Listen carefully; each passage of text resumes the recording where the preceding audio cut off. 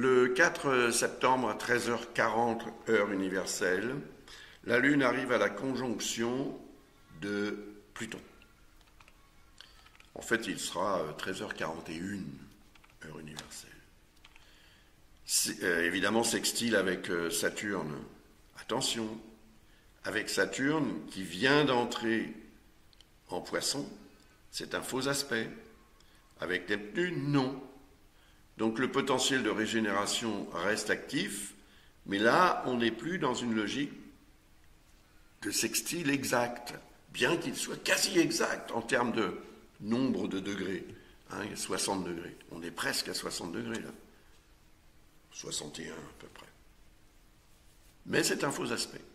Par contre, il implique des signes qui suivent, et pour moi, les signes qui suivent n'étant pas liés à des éléments particulièrement compatibles d'emblée, comme ça, spontanément, avec le signe du Verseau, on est dans un signe d'air, avec le signe des Poissons, on est dans un signe d'eau.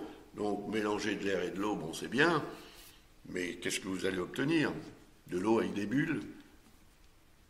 Il y a l'air dans l'eau et de l'eau dans l'air, on le sait, mais mélanger les deux, voilà. Donc, ça peut être un sextile stérile, en quelque sorte, c'est ce que ça peut vouloir dire.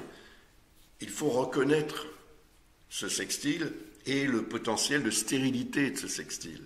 Si Pluton représente la régénération, Saturne représente la construction, la réalisation. Et peut-être que vous allez envisager la régénération de cette réalisation.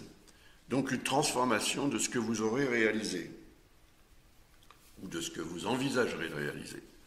Et ce ne sera pas forcément le meilleur conseil à suivre. Donc, il faudra peut-être prendre du recul et vous dire, ok, je vais attendre. Cette fois, vous pouvez attendre. Vous pouvez attendre que Saturne revienne en Bélier, ce qui va se produire au début de l'année 2026, avec Neptune d'ailleurs, ce qui sera très favorable. Mais Neptune, ce jour-là, le 4 septembre, sera en harmonie avec Pluton, ça c'est sûr, jusqu'à ce qu'il repasse en Poisson.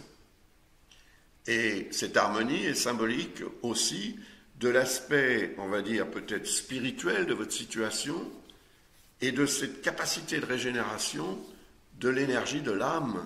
En fait, c'est votre rêve qui est représenté par Neptune, c'est l'idéal qui est représenté par Neptune, et cet idéal est régénérateur.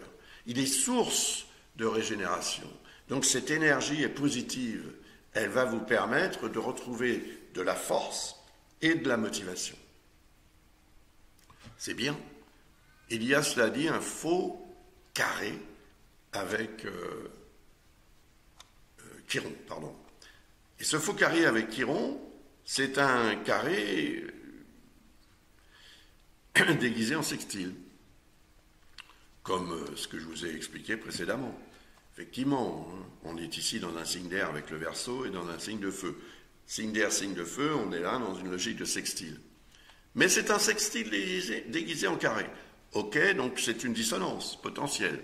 C'est comme ça que vous allez la voir, en tous les cas. Moi aussi, peut-être. Et c'est une erreur. Parce que ça veut dire qu'il peut y avoir un souci qui serait représenté par Chiron, qui représente d'ailleurs la tendance à se prendre la tête avec des choses qui ne sont pas forcément très nécessaires.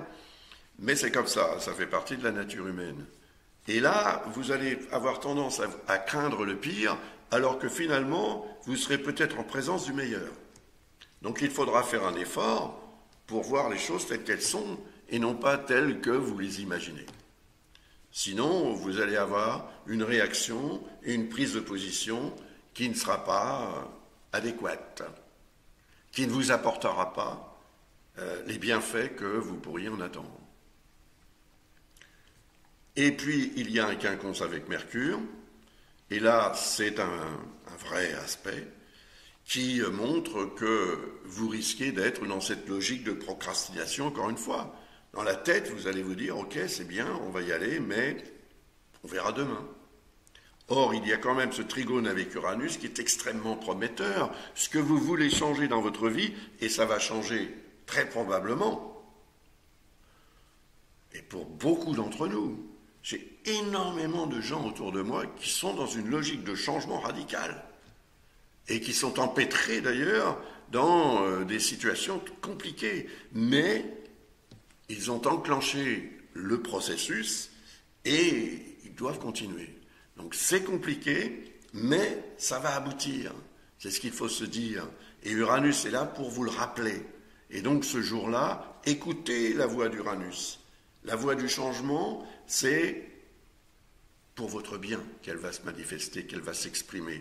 Écoutez-la et faites ce qu'il doit être fait.